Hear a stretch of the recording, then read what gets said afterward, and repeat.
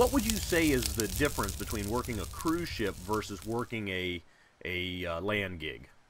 You know, I've done so few land gigs now in the last 15 years.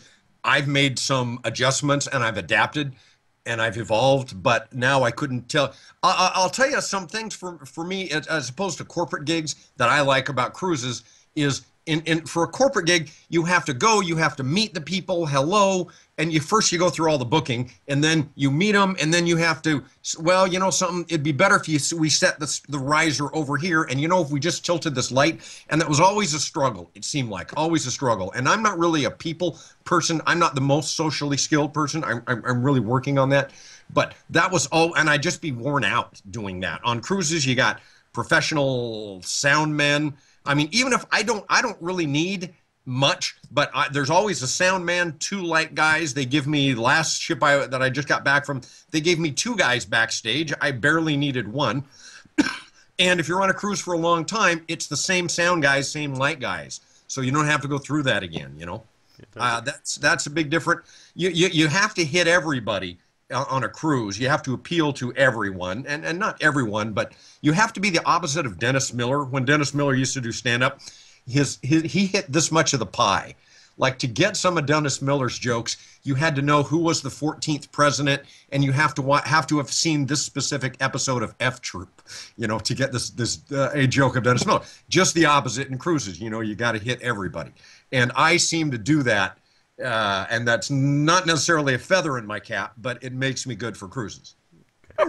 Okay, you said you weren't a people person, but on a cruise, basically we live and die off of the reviews. Right, and you wake up with your audience. Yes. I mean, you ride the elevator, you know, with your audience, and you wake up and they're there at breakfast. Yes, I'm an introvert. I finally realized from reading a few books and seeing it, just kind of dawned on me, well, wait a minute, I've always tried so much to be an extrovert, and I'm not. On the cruise line that I'm working on for the next year, it's in the contract. They want you to socialize with the guests. So I've really, really worked on that.